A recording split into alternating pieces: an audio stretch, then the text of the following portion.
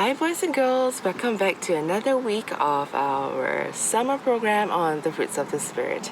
It's a beautiful day today and Teacher Evelyn's out in my front yard and we just had a little picnic this morning took some time to pray for all of you. And today, let's go over the fruits of the Spirit again. Are you ready? Well, the fruits of the Spirit are, says in the Bible in Galatians 5:22 and 23. The fruits of the Spirit is love, joy, peace, patience, kindness, goodness, faithfulness, gentleness, and self-control. We have gone through love and joy and peace, and today we are going to talk about, guess what? That's right, children. We're going to talk about patience. Teacher Evelyn chose the pineapple to represent patience. Why? I will tell you later.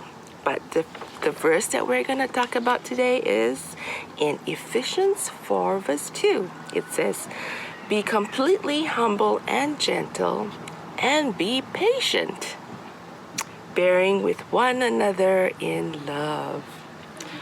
What does that mean? Why and when do we need to be patient? And what is patient?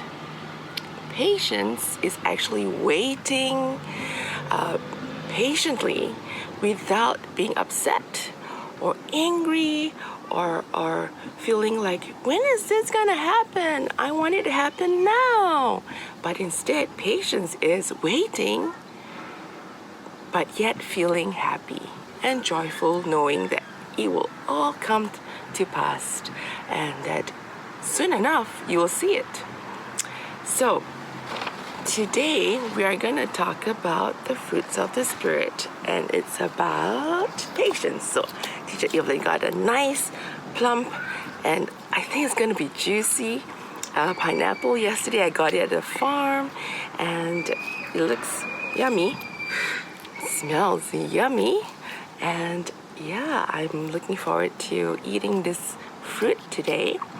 But unlike the blueberries and strawberries and all the berries that we can just pop into our mouths, I have to cut this pineapple before I can eat it. And I have to take out all the little spiky stuff that will stick onto our tongue before I eat it. If not, my tongue will feel kind of funny, right?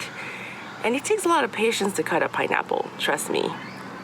Actually, Teacher Evelyn's going to get my husband, Phil, to go cut this because he's better at cutting a pineapple than I. Because, it takes a lot of patience to cut a pineapple like this size.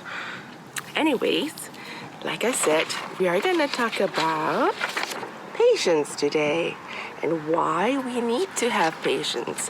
A couple of weeks ago, Teacher Evelyn was saying that it's so important for me as a parent, as a mommy, to have patience. Sometimes when my kids get upset and they throw a tantrum and they fight with each other, and here Teacher Evelyn is trying to work, and I have to learn to have patience. And that is being able to control my anger, to control my temper as well, and to be able to smile and enjoy the moment sometimes. In the Bible, there are a couple of instances where it talks about patience. And one of the one that really sits really nicely in my heart is the story of Abraham. Can you see? Abraham, he's looking at the stars in the sky. Well, let me read this to you, all right?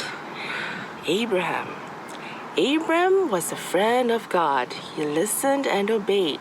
He honored God both night and day, and faithfully he prayed. He looked up at the starlit sky, for God had told him to. "You'll bring great blessings to the world, but what I'll do through you." Abram became Abraham, a father of the nations. Our God is true in all his ways, and that's our celebration. Now, fun fact, do you know that Abraham had to wait a very, very long time to have a son. And he and his wife Sarah was about 900 years old before she had her son. And it's kind of amazing that they had to wait so long to have a little baby. But you know what? God gave them a baby because they waited patiently. And that is one of the stories like why we have to be patient, because all good things will come to those who wait, says the Bible. And also, another thing I would like to talk to you about is sometimes when our friends do something wrong to us, or sometimes even our brothers and sisters do something wrong to us, we get really upset because sometimes they don't get punished. But it's okay, because even when that happens, God sees and God knows, and I'm pretty sure they will get punished in due time. But that's not what our aim is towards. Our aim is when we see that our friends and our brothers and our sisters, when they don't get punished, when they do something wrong to us or to others, it's okay. Talk to God. Do you know David and Goliath? David in the Bible, when he got angry with people and he got upset and frustrated with people, do you know that David prayed to God? He took that time to pray to God and say, God, this is happening and I'm upset, but I know that you will take care of everything for me, and that I will rejoice in you because you are good and you love me, and that you will take care of me despite whatever's going around me. Instead of throwing a tantrum or being upset and being mad at other people, we leave it all to God to take care of that. And love our brothers and sisters, love our friends, even though they do wrong to us. Because you know what? Everybody makes mistakes. Even teacher even makes mistakes sometimes. And it's always important to forgive as God forgive us. As he says in Colossians 3 verse 13, it's always important to do as God does. So if God forgives us, we should also forgive others. Another story in the Bible is when, actually it's everywhere, when birds, do you know birds? I have a little bird here, right? This little cute bird. Do you know when the bird gives birth to the babies? They are all little baby eggs. And do you think that the mother can just fly away and not care about the baby eggs? No. The mother bird has to stay and take care of the baby eggs. She'll sit on the eggs until they're ready to hatch, right? And when the babies have come out of their eggs, she has to feed them. She will go look for worms, she will look for insects to feed the baby birds until they're ready to fly off the nest, right? So all this takes patience. Even a bird knows how to be patient. And if a bird knows how to be patient, we too need to learn how to be patient. Well, this fruit of the Spirit is actually a very, very important one for us to always remember to practice patience, because patience is a character of God, and the Holy Spirit can give us that patience if we ask Him. So sometimes when you're upset and you're angry and mad, remember, talk to God like David. David's a warrior. He is a strong warrior. He defeated Goliath, but yet whenever he felt sad or angry or mad or frustrated, he talked to God. And that is something we can learn from David, talking to God and being patient like Abraham, and even like the birds in the air that God creates for us, right? And even being patient when you're cutting a pineapple like this.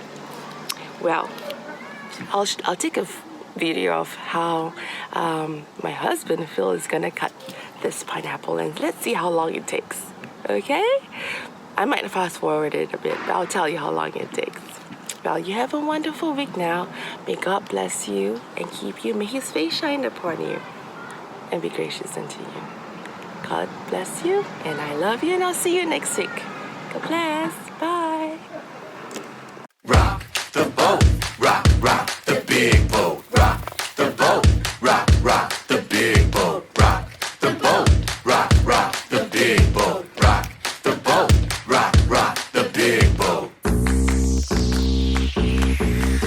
Now Noah was devoted, a good and faithful man, but the earth was a cruel and nasty place, so God revealed his plan. Soon he said to Noah, this is what you're gonna build a boat so big and wide, you and his zoo can fit inside. They're gonna Build the boat, build the big boat, build the boat, build the big boat, build the boat, build the big boat, build the boat, build the big boat.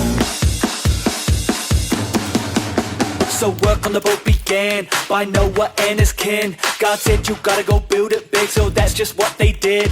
When Noah was 600, the ark was finally done. The animals came, God shut the door, the flooding had begun. They're gonna Ride the boat, ride the big boat.